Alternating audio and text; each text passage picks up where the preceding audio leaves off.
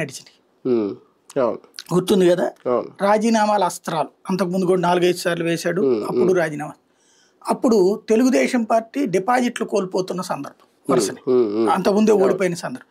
దాన్ని కవర్ చేయడానికి ఏం తీసుకొచ్చారు, బాబ్లీ ప్రాజెక్టుతో రాష్ట్రానికి అన్యాయం జరిగిపోతుంది, మహారాష్ట్ర అన్యాయం చేసేస్తుందని మహారాష్ట్ర మీదకి దండయాత్రని బయలుదేరి వెళ్ళి ఆ కరెక్ట్గా ఎలక్షన్స్ రోజున, ఎలక్షన్స్ ముందు రోజున వెళ్ళి అక్కడ ఏదో అరెస్టు, ఒక స్కూల్లో ఉంచడం, అయ్యో ఆయనకి మంచినీళ్ళు మురుగునీళ్ళు ఇచ్చారు, ఇట్లాంటి అయ్యో కదా సానుభూతి ఇష్యూ, మొత్తం మీడియా అంతా దాని మీదనే హైప్ ఇచ్చింది. అసలు ఇష్యూస్ పక్కకి వెళ్ళిపోయినాయి.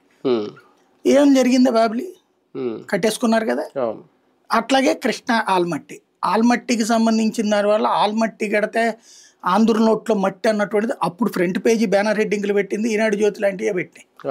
సీన్ కట్ చేస్తే ఏం చేయగలిగారు. ఇంకొకటి ఆయన చేయడానికి కూడా ఏం లేదు నిజంగా చెప్పాలంటే. ఎందుకంటే పైన ఉన్నటువంటి వాడు దొంగచాటుగా లాక్కుంటున్నారు వీళ్ళు. ఇప్పుడు తెలంగాణలో లాక్కుంటున్నా, కర్ణాటకలో లాక్కుంటున్నా. ఇప్పుడు వాడేం చెప్తాడు, కోర్టుకైనా ఎవరికైనా సరే అఫిడవిట్ ఇచ్చేటప్పుడు కూడా రేపు కోర్టుకు వేసామనుకోండి మనం, అంతకు తప్పించి ఇంకేలేదు. మనం ఏం పాత రోజుల్లోకి మళ్ళీ రాజులం కాదు కదా, యుద్ధానికి వెళ్ళి దాన్ని ధ్వంసం చేయడానికి బాంబులతో పేల్ చేయడానికి ఏమి లేదు కదా. వాడు కోర్టుకు వెళ్తాం మనం, కోర్టు అడుగుతుంది, కేంద్రాన్ని అడుగుతుంది, వీళ్ళని అడుగుతుంది. వాడు ఏం చెప్తాడు, అయ్యా వరద నీళ్ళు అది ఇది కాకుండా ఎత్తు పెంచుతున్నాం తప్పించి కృష్ణా బోర్డు ఇట్టారు కదా, కృష్ణా ట్రిబ్యునల్ ఇచ్చిన ఆదేశాల ప్రకారం నీళ్లు వదిలిపెడతాం, అంతకుమించి మేమేమో ఉంచుకోము అంటాడు.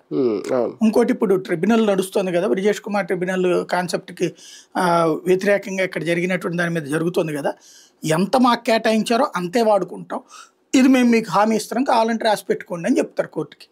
మరి ఎందుకు కడుతున్నావా నువ్వు అంత పెట్టి అని 100 కోట్లు అన్నారు అనుకో, మీరు పొద్దున ఆ కమిటీ నివేదిక వచ్చి ఓకే అయ్యాక అప్పటికప్పుడు కట్టడం బిగించేస్తే కష్టం అవుతుంది. కాబట్టి ముందు ఒకవేళ తీర్పు కనుక మాకు వ్యతిరేకంగా వచ్చింది అనుకో ట్రిబ్యునల్లో, మేము ఇప్పుడున్న నీటికి వనరే వాడుకుంటాం, అందుకంటే ఎక్కువ వాడు లేదనుకోండి. ఇట్లాగా ఇంతకుముందు కూడా ఎత్తు పెంచినప్పుడు అదే మాట మాట్లాడి పెంచేశారు.